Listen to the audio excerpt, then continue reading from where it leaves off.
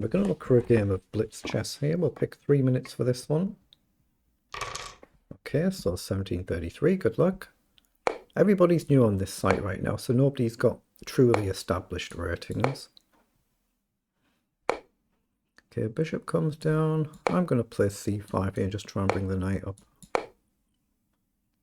Okay, I'll spend a move attacking the bishop. Now I'm going to develop. It's going to get relatively symmetrical here. Break the pin. Really nice graphics, isn't it? Very, very nice. Comes forward. This is all standard. Takes, back. Oh, he's supposed to take the bishop first, I think. Let's just take, drop back. I'm just wondering whether to push on here. Is it worth it? He's going to play f4, so I'll just play bishop down. I think he can still play f4 first, and takes is fine for white, I think.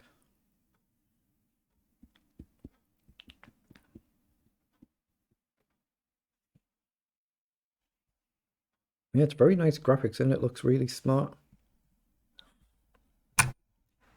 Yeah, so we've traded there. So he pushes forward, so takes, knight across, pawn down. I don't really have a lot, do I? I'm just going to push the pawn on for now and hope for the best.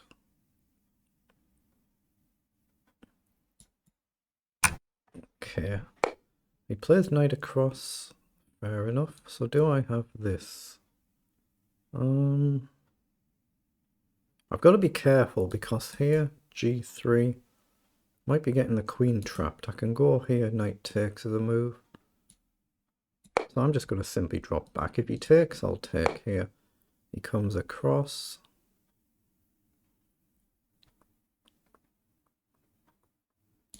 So I'm going to play queen up and just guard for one move and drop back, assuming the other rook comes over. Got to play a little bit quicker. I'm going a little bit slow. It is a 3-minute blitz, this one, not a 5-minute one. Oh, he just takes. Okay, but no knight takes.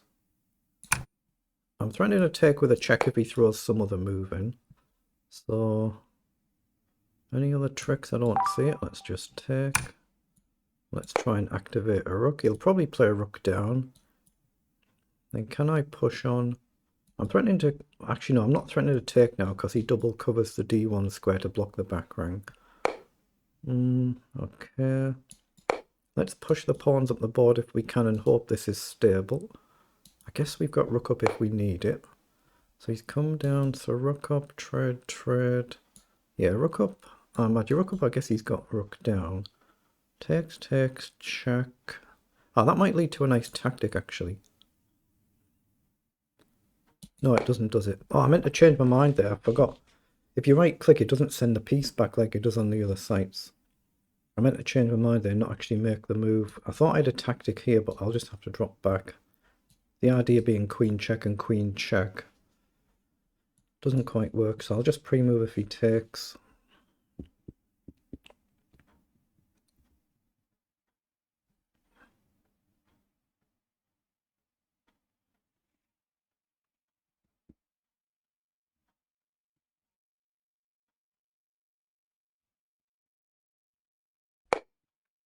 He's gone for the triple stack, logical.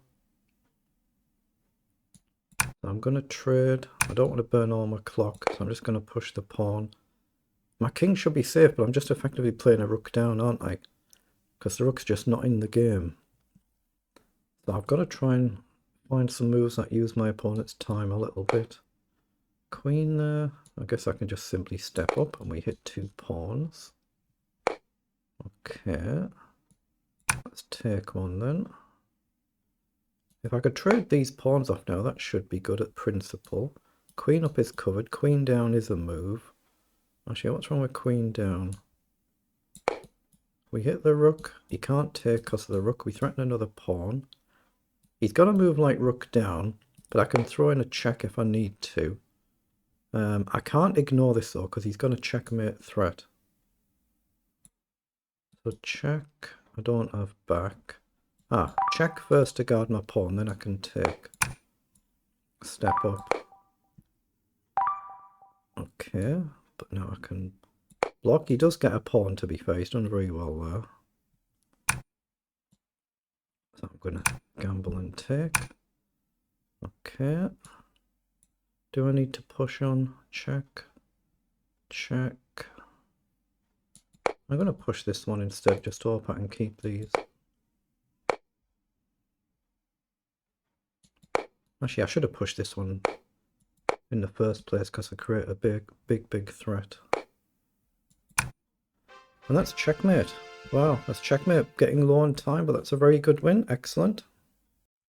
Right, I've just imported the game into Lichess, so we'll just see how we played this one in engine language and see if we messed up anywhere. So we were black with this game, so we just flipped the board there.